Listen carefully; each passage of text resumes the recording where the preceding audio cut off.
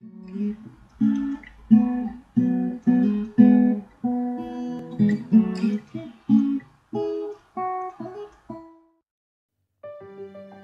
and welcome back to another Draw This in Your Style video. It has been 2 weeks since I last posted a video. I had a project that I was working on and I needed some time to focus only on that. I had thought that I would need only 1 week for that, but in the end it took me more time than I had anticipated. But I am back now and today I am painting Heikala's weather maker in my style. Heikala was the first artist I followed when I first made my Instagram account. She is an illustrator based in Finland and her mediums of choice are watercolors and inks. Her work is extremely beautiful, and the reason I like her art style so much is that even though her character design looks simple, you can see that her work is extremely detailed.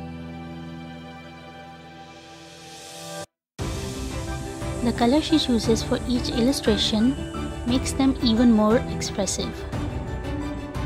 On Instagram she shares little videos of her process and they are so enjoyable to watch.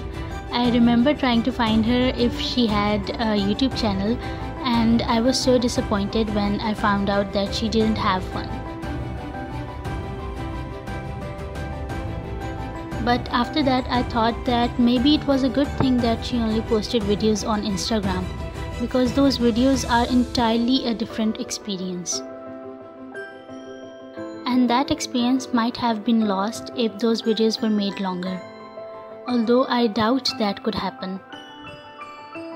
Her art style instantly grabs your attention and pulls you in. You can't help but appreciate her artwork for existing.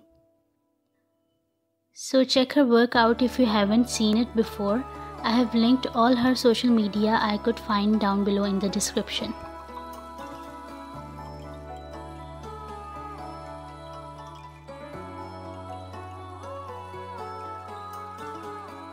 The piece that she put up for this Draw This in Your Style challenge is called Weather Maker. The character is holding a sky umbrella. Her surroundings are dark and it is raining. There are a few clouds in her umbrella which I thought represented a person's judgment being clouded due to the influence of things and people around them. The character looks sad. Even though she is protected by her umbrella, she is still affected by her surroundings. Another message that I think the illustration gave is that the girl is in the spotlight and the little flowers are her admirers. But even though she is the center of attention, she feels alone. However, the name of the painting does not seem to support these two ideas. But what do you think the illustration is about? Comment down below so we can have a discussion.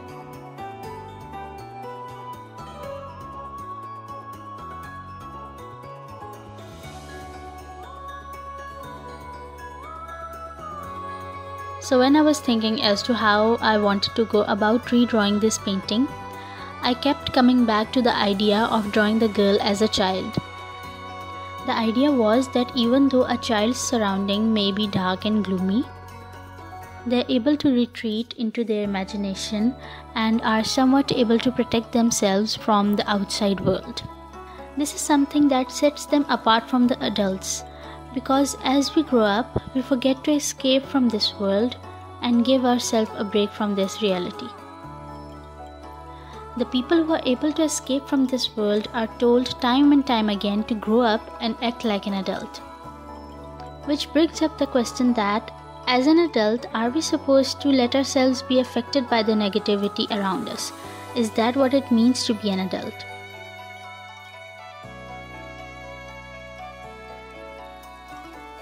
I have seen that the people who keep their inner child alive are able to enjoy life way more than the others.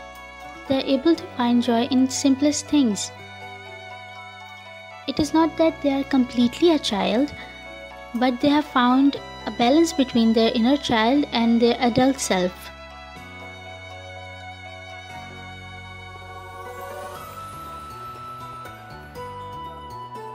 This is something that makes them able to get through the tough times and be able to enjoy the happy times to their fullest. It doesn't make them less of an adult.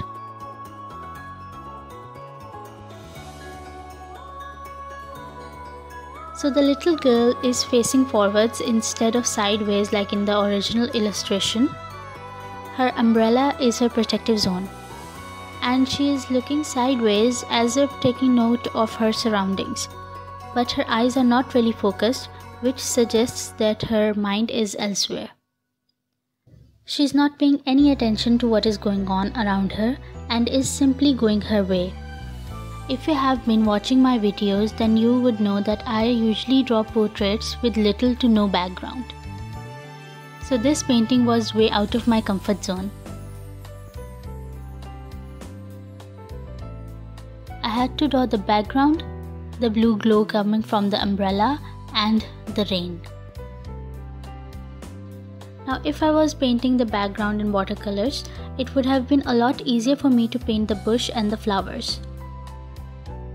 But I am not much experienced in digital painting yet, so when I started to paint the leaves and flowers individually, it did not work out the way I wanted to. So I had to turn to foliage brushes in Krita and make the background that way. I have seen digital artists paint leaves and flowers without these foliage brushes, but I think I need a lot of practice before I am able to paint mine without the help of these brushes. After painting the area behind the bushes, I blurred it so that the bush will be pushed forward, otherwise the background looked flat. Blurring it helped give some depth to the painting.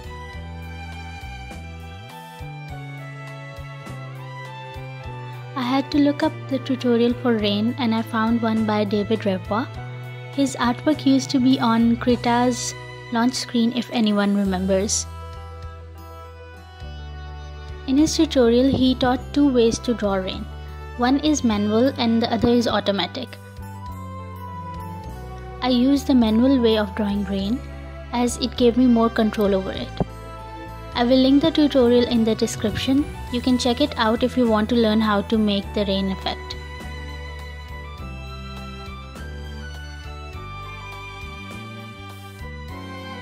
There were a lot of things that I had to figure out to successfully be able to complete this piece, but it all worked out in the end, and I enjoyed the whole process despite the fact that my attempt to draw a cute child turned into Chucky the doll. But I guess if you see a child in dark and rainy woods, chances are that the child is haunted. At this point, I think that when I am actually going to try to draw something spooky for October, I'm going to end up with something normal as my spookometer would be empty. Speaking of October, Inktober is here. Last year was the first time I did this challenge and I really enjoyed it. This year too I am participating in it. So follow me on Instagram to see my Inktober entries, and if you like this video, consider subscribing, and I will see you at the end card.